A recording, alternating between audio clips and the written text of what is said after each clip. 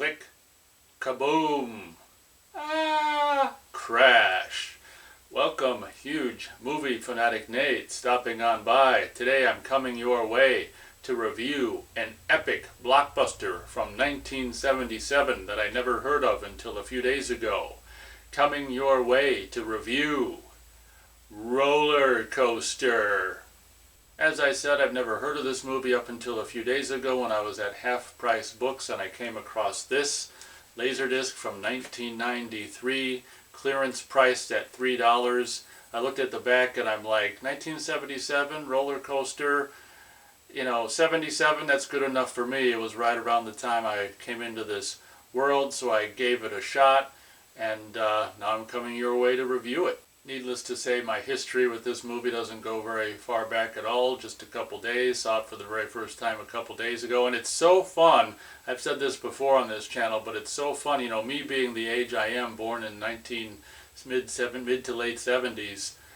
I've got a soft spot in my heart for movies from this era and, TV shows from this era and all that kind of stuff. I mean, obviously the stuff from the era that you were born in and then you grew up in, you kind of hold a special place in your heart. It's like the sentimentality or the nostalgia of it. So actually I'd much more rather watch a movie like this from 1977 that I'd never seen than some new movie that came out now, because this is just what's so cool about old movies and movies from the 70s or any decade is that there's so frickin' many of them. You could spend the rest of your life watching movies from eras that you actually enjoy, rather than watching new movies that come out now that, in my opinion, for the most part, suck. So, long story not so long, this movie was actually really kind of fun, and even though it's nearly 2 hours long, I gotta tell you, it really didn't feel nearly 2 hours long whatsoever. The premise is basically just this, this white 30s-ish guy who wants to basically extort $1 million from, whatever, the county or whoever, the officials.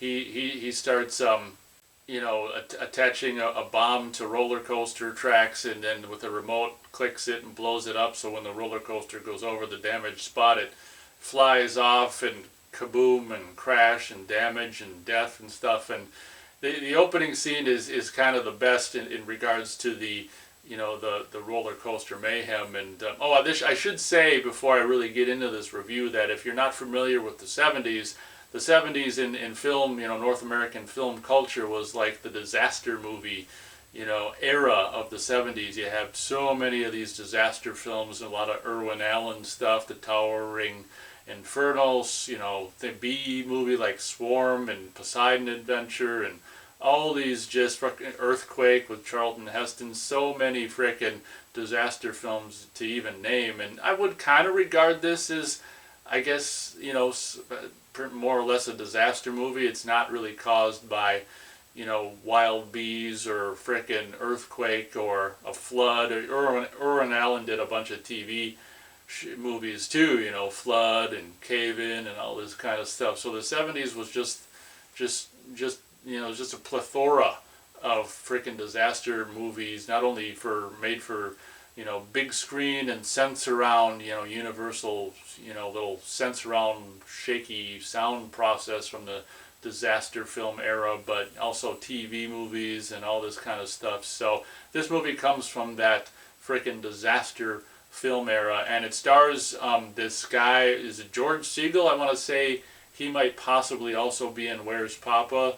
If that's the case, that's probably the first and the only movie that I can remember seeing George Segal in. I looked up him. No, I didn't look him up, but I was looking on Blu-ray.com a while ago, and I seen another movie with him in it. So he must have been a relatively, big name or popular name in the 70s and maybe leading up to the 70s, whatever. But yeah, George Segal's the star, and the other guy who's like the bad guy or the mad bomber, if you will, I don't think I've necessarily seen him in anything. And it's really crazy. There's a teenage Helen Hunt in this movie is the main guy. George Segal's daughter is just like, wow, teenage Helen Hunt's in this movie. So that's kind of cool if you're a Helen Hunt fan to see her like frickin' teenage. I don't know how the hell old she is in this movie, but that's kind of cool.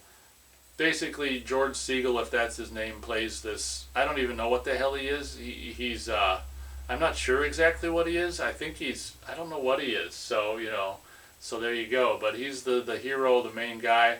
I don't know. I know for sure that like he inspects. I don't know if he's like a freaking safety, an inspector that inspects freaking roller coasters or rides or whatever. I don't know what his real job is or whatever. But I know that I think he had just inspected this, maybe the ride at the very beginning of the movie before the guy blew the track up and there was the accident. What I was getting at before is, it's kind of a bummer that like the best like roller coaster disaster or accident thing happens at the very beginning. Like the best one, if you're into this kind of peril, this fake death and peril at the on the roller coaster, the best event or roller coaster disaster is the first scene where we see like the whole thing where it's explosion, bang, and the thing goes off the rails and people are flying and you see cars falling full of dummies and they land on their upside down and just crushes the dummies and things. So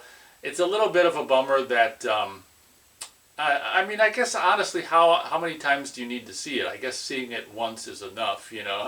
Call me a psychotic or something for wanting to see dummies in a freaking roller coaster over and over throughout the course of a nearly 2-hour movie. Just I could see like every 15 minutes a carload of dummies just tip off a roller coaster and land upside down and get splatted, just fake mannequins and stuff. Every 15 or 20 minutes or a half hour, just show that. But honestly, if you're really talking about necessity, you only really got to see that once. That's what the movie opens with, this guy planting the bomb and blowing it up, and he's actually at the frickin' amusement park or whatever, and just takes a bite out of what's it called, cotton candy, takes a bite, throws it away, does something else, throws it away. He's just this guy who plays the bomber or whatever is just, I mean, there's not a whole hell of a lot to him. He's obviously like smart and methodical and this and that. So blows up the the thing, and oh my gosh, peril and death and all this kind of stuff. George Segal.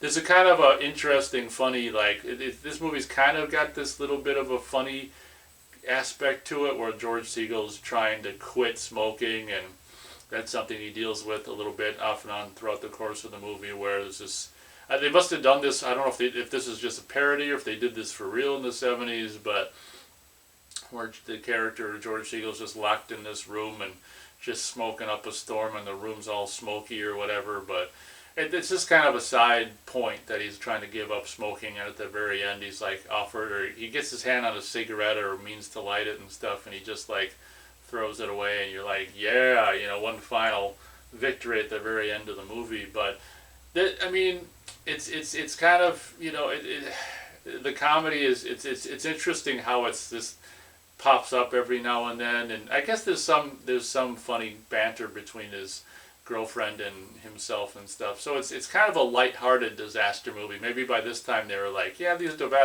disaster movies are fun, but there's such a downer. Let's have some levity or some humor and stuff, so it's not just so depressing. But the premise of this movie is just this bomber. I think he goes coast to coast to all kinds of different. Yeah, so he's not extorting any specific. Yeah, that's what I can't really remember like exactly who he's trying to get money from. Probably the amusement park owners, I guess. I think because sometime in the movie they have this meeting and they get together and he's got a tape recording and stuff where he says he wants $1 million, or he's just going to keep doing this to your amusement parks. So I guess he's trying to extort basically the amusement park owners. So that's the whole premise of the movie, nearly 2 hours long. You might wonder, well, how the hell can you have a movie nearly 2 hours long about that and sustain it? Well, this movie does, and it does it relatively well. And I can't, having only seen it once, it's hard to obviously speak too much on how it manages to do that, but it definitely manages to do that. And I do want to say something about this Laserdisc. On the back here, and I'll show a closer shot, there's this shot of like this like sexy chick and cleavage all hanging out, and like I don't even know what, she's got a stapler there. I don't know what the hell she's even doing in this picture, but obviously buying that, I was like excited about Maybe that's not the right word. Interesting to see what part that she plays in this whole melodrama of what explosions on roller coasters. Well, it turns out she's just some big some extra that's in the movie for this amount of time when they're at some amusement park and they just see like the belly dancer just wiggling her hips, and that's it, and they put her on the back to like sell more laser discs. I mean, it worked for me, so I guess it works. But it's just kind of a, if I was, yeah, it's, I don't know what the hell, if it's a deleted scene or what, the the picture of her looking the way she does with kind of like looking sideways like she's with a stapler, like she's the bad guy or doing something under trying doing something bad and trying not to get caught. It's just like nope. And, at least in the final version that's on the Laserdisc, she's just the belly dancer who you see for a couple seconds wiggling her belly and or hips or whatever. So I thought that was really funny, just in regards to like 1993. Oh, this Laserdisc release is 30 years old. Well, yeah, well I guess it's when this review's published, it's 31 years old. But yeah, it's just home video tactics, and they would just have this publicity still or behind the scenes still of this belly dancer who occupies a whopping 1 or 2 or 3 seconds in the overall movie, and we'll put her busty cleavage picture on the back and hopefully sell more Laserdisc. I mean, I have to admit, as a heterosexual male, that it was a factor in my spending a whopping $3 on purchasing the Laserdisc. So I mean, I guess that pretty much does it. I mean, needless to say, the bad guy gets foiled at the end, and I won't spoil that if you want to. It turns out that Scream Factory actually years ago did put this out on Blu-ray. Not necessarily thinking about picking it up. I mean, it's not something that I feel like I'm going to be wanting to revisit that often, so it's really not something I need to own on any other format. I mean, if I found the Blu-ray for really, really cheap, $3 or $5 or something, maybe, but not something I'm going to seek out. Oh, and before I end the review, I do want to mention, and I've seen him in other things, like I think he's a bouncer or a bodyguard in The Sting, the Robert Redford movie with the other guy in it as well. But in the 70s, this guy, I've seen him in other things, I guess mainly The Sting, and was it Car Wash Girls or some crap? And well, that's because that's the same people who did Drive-In Massacre. But one of the tubby cops from Drive-In Massacre, not John Goff, but the other guy, is actually got a reasonably I mean, he's like he's got a decently sized part in a scene where he's he's the main guy who's like towards the end of the movie who takes the bomb off this last whatchamacallit roller coaster thing, and he's got dialogue and everything. So it was really cool to see this guy from Drive-In Massacre, one of the cops who's the one who's not John Goff. I don't know what his name is, but in a main big kind of a universal movie from the 70s, right around the same time, like after Drive-In Massacre, and he's got dialogue and everything. I don't think he's got much dialogue in The Sting, but it's cool to see people you've watched ever since you're like 14 years old in Drive-In Massacre, and just always assuming that they were just only in Drive-In Massacre and that's it. But you come to find out, well, no, he was possibly in all kinds of movies and quote unquote real movies in the 70s. So that's really cool. And one of the things that I briefly mentioned that Universal did in the 70s with some of these disaster movies like Earthquake and Rollercoaster and probably others, I would imagine, is they they did come up with their own like patented sound effect thing to, because back then, I mean, unless you had a really big movie, I mean, I think it was pretty much commonplace for movies in the 70s to mostly be mono, unless you're talking, of course this was the 60s, Lawrence of Arabia, or these kind of epic movies or whatever. But Universal in the 70s came up with this Sensurround thing, which was just a way to like put huge, like woofer speakers or some crap in the theaters to just like, for a movie like Earthquake or this, when things were happening, rumbly times in the movie, it just rumbled the theater. Problem was, it actually worked so well that in so many theaters, like when the rumbling happened, it actually damaged the theaters. I can't remember in which ways, but it was so rumbly, it actually damaged theaters because it was so rumbly. So this was one of the, you know, I don't know, handful, I don't know how many movies came out in the 70s in the sense around. Oh, they did the same thing with the theatrical presentation of Battlestar Galactica, the pilot that they turned into the movie. I think that also was in sense around. So it was a thing from the 70s. I don't know if it went into the 80s or not, but this is a, you know, for those, you know, you guys out there that are movie geeks, this is one of the handful of these sense around movie releases. I can go as high as 3 stars out of 4 stars for Rollercoaster. I mean, it was just, you know, great just seeing a, you know, for the very first time, you know, frickin' seeing a movie from 1977. Like I said, I'd much rather watch a movie from 1977 than a movie from 2023 or 2024. It's just so cool to see the old, you know, the good old fashions and the old faces and the old vehicles and just the music and just the way everything was presented back then. You know, that's what happens when you get on in years, and like I have and continue to do, is just like you, I find myself, but it did, you know, this happened even when I was in my 20s. Like, I remember being in my, you know, freaking early to mid 20s, and I'm like, when something, I remember seeing Jason X in the theater, and there's that one scene where it's like, program this or that, Crystal Lake 1980, and I was like, yeah, you know, just hearing the numbers 1980 just, you know, just made me happy.